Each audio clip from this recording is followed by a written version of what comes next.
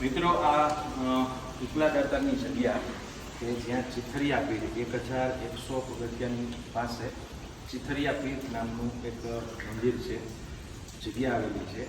એ જગ્યા પાસે નવાબી કાળમાં બનેલી છે આ એક વાવ છે. અમે અહીંયા પહેલી વખત આવ્યા છીએ.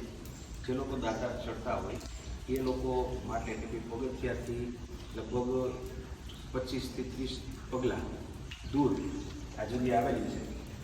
નજીક આવો એટલે બતાવું કે બહુ જૂના સમયની બનાવેલી છે, પણ અત્યારે તમે જોશો ને તો હજી અહીંયા કોઈ મેન્ટેનન્સ ન હોય, પણ હજી એની એ જ મજબૂતીની આ દિવાલ છે. અને આજે આપણે જોઈએ છીએ કે ભાઈ 40 વર્ષ પહેલાં બનાવેલા પુલો છે એ તૂટી જાય છે.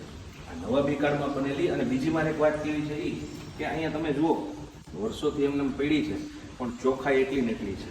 થોડું નજીક આવશો ને તો અત્યારે ચોમાસાનો સમય છે, આ ઓગસ્ટ મહિનો છે. ઓગસ્ટ મહિનામાં તમને દેખાશે કે પાણી ભરાયેલું છે અને બધુંય પાણી એકદમ ક્લીન છે. પાણીની અંદર પણ તમને સ્ટેપ છે એ દેખાશે.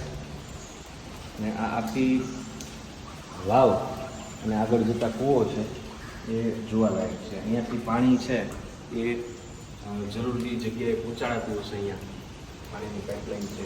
પણ મને એક વસ્તુ બહુ સારી લાગી એ કે ભાઈ કોઈ પ્રકારની માવજત વગરે વર્ષો જૂની આ વાવ હજી એકદમ અડીખમ છે. લોકોને ધ્યાનમાં નથી હોતી.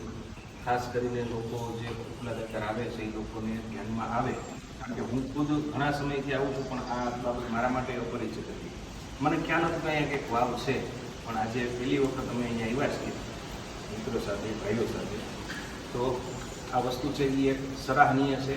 જૂના સમયમાં બનેલી અને મેન્ટેન થયેલી આ વાવ. ચોખ્ખાઈ સારી છે એ બાબત છે એ કદાચ જંગલ ખાતું છે એ રસ લઈ અને થોડું સાફ સફાઈ કામ કરતું હોય તો એ સારી વાત છે. અને આવી જ બીજી જગ્યાઓ છે એ આપણે જોઈએ. જો સારી વાત હોય તો એને બિરદાવીએ, બરાબર. અને કંઈ કોઈને ધ્યાન દોરવા જેવું હોય તો એ આપણે ધ્યાન દોરીએ. આ વાત